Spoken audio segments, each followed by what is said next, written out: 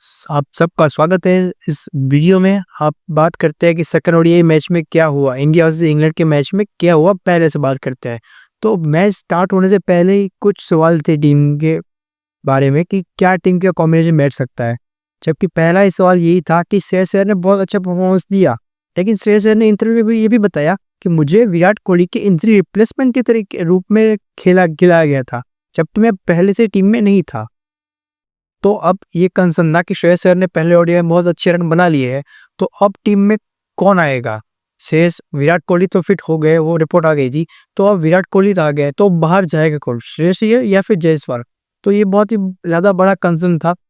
लेकिन team India ने अपने प्लेयर को बैक किया जो टॉप 4 चौथी पोजीशन पर वर्ल्ड कप में बहुत अच्छे रन बना के आया था, यानी कि श्रेयस अय्यर टीम में था और जायसवाल को निकाल दिया। क्योंकि जायसवाल का अभी इतना कुछ इम्पैक्ट था नहीं, पहले मैच में भी इतना कुछ इम्पैक्ट दे नहीं पाए थे और उसकी पोजीशन के लिए तो ऑलरेडी एक अच्छा बंदा है शुभमन गिल। तो इसलिए नंबर 4 के लिए बहुत अच्छा बंदा श्रेयस अय्यर था, तो उसे हिलाया नहीं, यानी कि विराट कोहली नंबर 3 पर खेले। तो एक और बात नई चीज़ सामने आई कि वरुण चक्रवर्ती को अपना डेब्यू कैप मिली अपनी, और वो खेले कुलदीप यादव की जगह पर। लेकिन मेरे वो डेब्यू में कुछ ज़्यादा कंसर्न था कि वरुण चक्रवर्ती अभी इतने भी तैयार नहीं है कि वो ओडीआई मैच में कंसिस्टेंटली इतनी ज़्यादा अच्छी विकेट निकाल सके।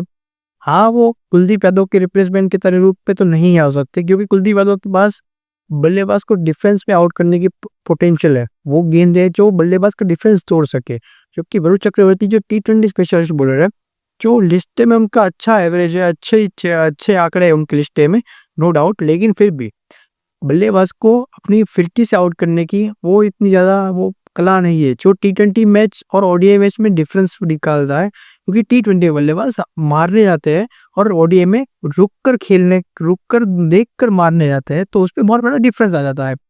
तो फिर भी वरुण चक्रवर्ती तो भाई गौतम गंभीर का जो कोटा है उसके तहत उन्हें डेब्यू कैप मिल गई, उन्होंने टीम में जगह भी बना ली। तो ये हो गई थी प्लेइंग 11। इंग्लैंड ने अभी कुछ 3 बदलाव किए थे। जैकब बेथ वो इंजर्ड थे और आर्चर भी नहीं खेल रहे थे, मार्क थे, अकिंसन थे और एक और चेंज था। तो ये दोनों चेंज थे। तो पहली बात तो इंग्लैंड का जो माइंडसेट है, जो वो ये प्लेइंग 11 लेके आए हैं इंडिया के सामने खेलने के लिए, तो वो डायरेक्टली ऐसा लग रहा था कि वो जीतने नहीं, बस पार्टिसिपेट करने की टीम में आई है। क्योंकि इस टीम में 4 फास्ट बॉलर थे और वो एक ही स्पेशल स्पिनर था। बाकी पार्ट टाइमर थे, जो थे लिविंगस्टन थे, वो पार्ट टाइमर बॉलर है। वो कोई पार्ट टाइमर स्पिनर्स है, वो मेन बॉलिंग नहीं है। एक ही मेन स्पिनर के साथ इंग्लैंड की टीम उतरी, जबकि एशियन कंडीशन में गेंद ज़्यादा टर्न होती है। अगर ये टीम ना इंग्लैंड में खेलती तो भी ये टीम खिला सकते थे, इतनी पोटेंशियल थी, क्योंकि इनमें 4 फास्ट बॉलर थे, एक स्पेशल स्पिनर था। तो 4 फास्ट बॉलर और एक स्पिनर, ये कॉम्बिनेशन तो ज़्यादा इंग्लैंड में देखने को मिलता है, लेकिन ये इंडिया में ये कॉम्बिनेशन बिठाकर खेल रहे थे। इसलिए ये टीम देखकर ही लग रहा था कि ये कुछ इतना ज़्यादा कुछ कर नहीं पाएगी इंडिया के। कॉम्पिटिशन तो नहीं की दूर की बात है, ये कुछ ना वो मैच को क्लोज भी नहीं आ पाएगी, और ऐसा ही हुआ दूसरे ओडीआई में भी, वो क्लोज भी नहीं आ पाए। आपको स्कोर कार्ड देख के लगेगा कि इंग्लैंड थोड़ी क्लोज आ गई थी, लेकिन ये सारे विकेट्स लास्ट के वो कुछ रन में ही गिरे थे, यानी कि वो कुछ ज़्यादा प्रॉब्लम वाली बात नहीं है। तो ये तो होगी, दोनों टीम की प्लेइंग 11 आ गई थी। तो अब बात थी कि टॉस बटलर ने फिर से जीता, इंग्लैंड गेट कैप्टन ने, और फिर से की अपनी बल्लेबाजी चूज की कि हम पहले बल्लेबाजी करेंगे। तो पहली बात है, जिस ग्राउंड पर ज्यादातर मैच जीते जाते हैं चेस करके, वहां पर बटलर को अपनी बल्लेबाजी करने की ज्यादा जरूरत थी, जबकि वो टॉस जीते थे। क्योंकि अगर आप देखिए कि इंडिया में ज़्यादा ग्राउंड में चेज़ होता है, क्योंकि दूसरे इनिंग में ड्यू आ जाती है, इसलिए ज़्यादातर चेज़ ही होते हैं मैच में। तो इंग्लैंड के कप्तान ने बटलर ने हर बार दोनों बार टॉस जीतकर बल्लेबाजी चूज़ की है, और दूसरी इनिंग में इतना ज़्यादा गेंद स्विंग नहीं हो रहा है, अंडरलाइट होता है, तो ये चीज़ तो उन्हें नहीं दिखनी चाहिए। लेकिन फिर एक एंगल से कह भी सकते हैं कि वो स्पिनर्स नहीं खिला रहे इतने ज़्यादा, वो अपने फास्ट बॉलर्स के ऊपर ज़्यादा दारोमदार दिख रहे हैं, तो उन्हें ड्यू से कोई प्रॉब्लम होती नहीं इतनी ज़्यादा। लेकिन फिर भी 1-2 स्पेशल स्पिनर और स्पिनिंग ऑलराउंडर 2 और ऐसा कुछ कॉम्बिनेशन हो, तो बटलर की टीम इंडिया का थोड़ा कॉम्पिटिशन दे सकती है, वरना ये टीम तो भाई रोहित शर्मा के सामने भी नहीं चल पाएगी ये टीम। तो अब बात करते हैं कि ये सब हुआ टॉस में। तो मैच स्टार्ट हुआ एज यूजुअल इंडिया के लिए। इंडिया में सबसे ज़्यादा अच्छी फास्ट बॉलिंग खेलने के लिए आप सबसे अच्छा पीरियड होता है, वो होता है पहली इनिंग का पावर प्ले 1। उस वक्त गेंद बल्ले पे ठीक से आती है, नई गेंद सख्त गेंद होती है, पिच भी एकदम सपाट होती है, ज़्यादा कुछ स्विंग विंग होता नहीं है। इसलिए इंग्लैंड ने भी अच्छी बल्लेबाजी की और 77 रन 75 रन तो कुछ कर भी दिए, और बिना विकेट किसी विकेट के नुकसान पर, यानी कि ठीक ठाक रन किए। और इंडियन पेस बॉलर का इतना कुछ चलने दिया नहीं।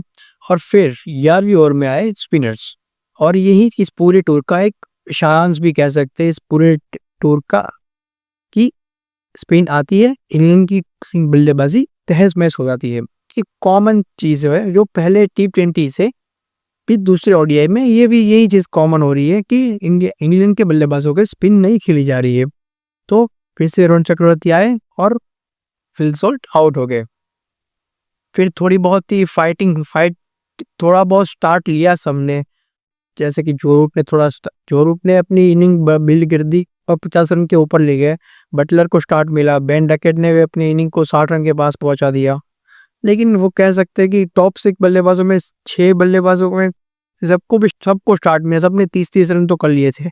लेकिन वो 30 से वो जो 100 की ओर जाने का वो होता है, वो किसी ने नहीं किया। यानी कि वो लीडरशिप वाला जो रोल था, यानी कि कोई बड़ा डैडी 100 बनाए, वो बड़े 100 बनाए, 150 तक अपनी इनिंग को ले जाए और एक टीम को बड़ा टोटल दे, वैसा कुछ किसी भी बल्लेबाज ने को ट्राई भी नहीं किया। यानी कि 2 ही बल्लेबाजों ने तो अपने हाफ सेंचुरी कंप्लीट की, जबकि टॉप 6 में से सभी को 30-30 रन की स्टार्ट तो मिल चुकी थी।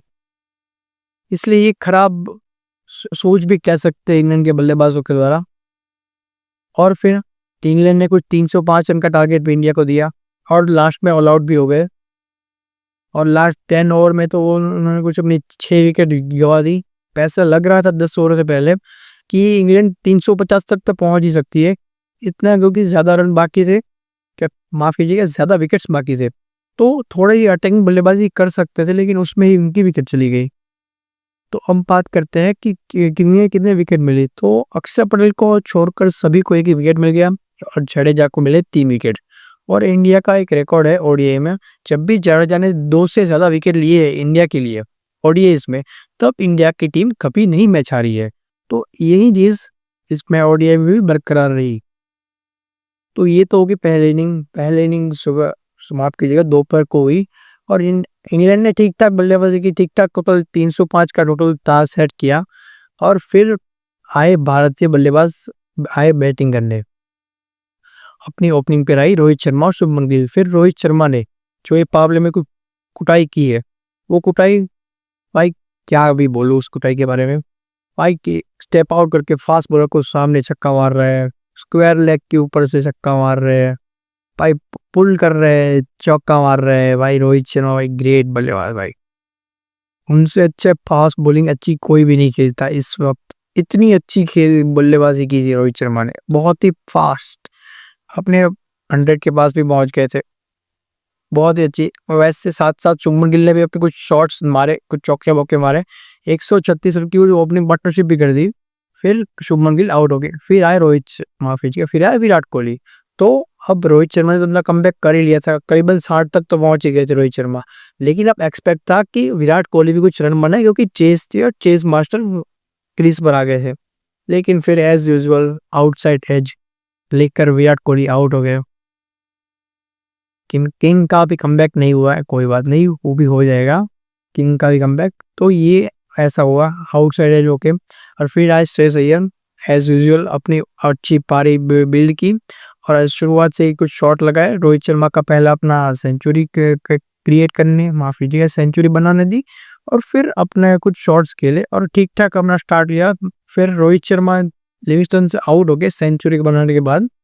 लेकिन रोहित शर्मा ये तो बना प्रूव कर दिया कि भाई वो है फॉर्म में। अब चैंपियंस ट्रॉफी आएगी और वो बता देंगे कि वो फॉर्म में लीडिंग फ्रॉम द फ्रंट होगा, यानी कि पावले में होगी कुटाई, वो होगी। श्रेयस अय्यर भी आए, वो उन्हें भी थोड़ा स्टार्ट मिला लेकिन वो रन आउट हो गए। फिर रोहित शर्मा के जाने के बाद फिर से चांस मिला अक्षर पटेल को, जबकि वो एक खराब कॉल भी कह सकते हैं गौतम गंभीर की तरफ से, क्योंकि पहले ओडीआई में तो समझ सकते हैं कि लेफ्ट आर्म स्पिनर डाल रहा था, इसलिए अक्षर पटेल को प्रमोट किया। लेकिन इस मैच में तो एकदम कंफर्टेबल सिचुएशन थी, ना ही कोई लेफ्टी बॉलर बॉलिंग कर रहा था, ना ही कुछ ऐसी चीज थी कि कुछ प्रेशर हो, ऐसा कुछ था, आराम से रन करने थे। तो ऐसी सिचुएशन में केएल राहुल को मैच टाइम देने की जरूरत थी, लेकिन फिर भी गौतम गंभीर ने अक्षर पटेल को प्रमोट किया और फिर केएल राहुल को 6वें नंबर पर दिखाया। लेकिन अक्षर पटेल ने वो प्रमोशन अपने दोनों हाथ से स्वीकार की। अक्षर पटेल ने बहुत ही अच्छी अपनी इनिंग खेली और पहले ओडीआई की तरह दूसरे ओडीआई में भी रन कर लिए। फिर लेकिन केएल राहुल को 6वीं पोजीशन अभी भी फाई नहीं है, क्योंकि पहले ओडीआई में भी रन नहीं किए थे 6वीं पोजीशन पर, और इस ओडीआई में भी नहीं कर पाए, क्योंकि वो उनकी पोजीशन है ही नहीं। वो गौतम गंभीर को समझना पड़ेगा कि 5th पोजीशन पे ही केएल राहुल के रन आएंगे। और समझ सकते हैं कि जो पोजीशन वो केएल राहुल खेल रहे हैं, वो पोजीशन वो उनकी बैटिंग स्टाइल के हिसाब से अच्छी नहीं है। फिर हार्दिक पांड्या भी आया, कुछ एक आध बाउंड्री मारी, फिर वो भी आउट हो गया। और फिर जडेजा आए और पहले मैच की तरह इस मैच में भी विनिंग शॉट लगाकर टीम को जीत दिला दी। लेकिन फिर भी कुछ विकेट बहुत ज़्यादा गिर गए थे, लेकिन कुछ क्या है, इतना कुछ था नहीं प्रेशर, लास्ट में 100 विकेट गिरे थे, तो इंडिया ने ठीक ठाक परफॉर्मेंस दिया। लेकिन इंग्लैंड की टीम से वो पार्टिसिपेशन दिखा है, ना कि कोई कहते हैं ना वो कंपटीशन नहीं दिखा है, सिर्फ पार्टिसिपेशन दिखा है। तो इंग्लैंड की टीम थोड़ा अच्छा कर सकती थी, देखते हैं तीसरे मैच में वो क्या कंपटीशन दे सकते हैं हमें। लेकिन तीसरे ओडीआई में बहुत सारी चीज़ें जानने को मिल सकती है कि वरुण चक्रवर्ती का क्या फ्यूचर है, क्या हर्षित राणा तो डायरेक्ट ऐड ऑन लगते हैं अगर बुमराह नहीं खेलेंगे, क्योंकि चैंपियन ट्रॉफी के मद्देनजर रखते हुए। तो क्या वॉशिंगटन सुंदर बाहर निकल सकते हैं, वरुण चक्रवर्ती चैंपियंस ट्रॉफी में ऐड हो सकते हैं, और मेरे हिसाब से कुछ इतना ज़्यादा कुछ है नहीं। लेकिन हाँ, एक और एक्स्ट्रा पेस बॉलर की टीम में ज़रूरत थी, लेकिन वो नहीं है चैंपियंस ट्रॉफी में, तो कोई बात नहीं। और ये था मैच का पूरा हाल। और वैसे भी इंग्लैंड की वो टीम ना ये टूर करने आई है, लेकिन सिर्फ पार्टिसिपेशन करने ही आई है, ठीक ठाक बल्लेबाजी गेंदबाजी कर रहे हैं और सिर्फ सीरीज हार नहीं आए, ऐसा ही लग रहा है कुछ। तो ये था हमारी दूसरे ओडीआई का प्रीव्यू। तो आपको प्रीव्यू कैसा लगा हमें बताइए कमेंट में, और आज इतना ही अपना प्यार दिखाते रहिए, ठीक है।